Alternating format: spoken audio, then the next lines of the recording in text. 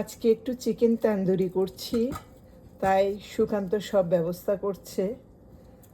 যেহেতু কালকে 4th জুলাই, সেজন্য আজকেই করে রাখছি। আজকে একটু খাওয়া দাওয়া হবে, কালকে একটু বসে বসে রেস্ট করব। বাইরে তো অনেক গরম পড়ছে, কোথাও যাওয়ার মানে ইচ্ছেই হচ্ছে না। শুধু শপিংয়ে যাচ্ছি যে এতেই মানে অনেক বেশি টায়ার্ড হয়ে যাচ্ছি।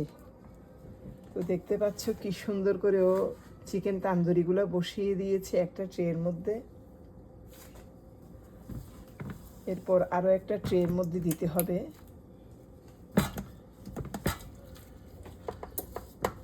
যখন চিকেন তান্দুরিটা হয়ে যাবে তোমাদেরকে আরেকবার দেখাবো আমি কিভাবে জিনিসটা হলো।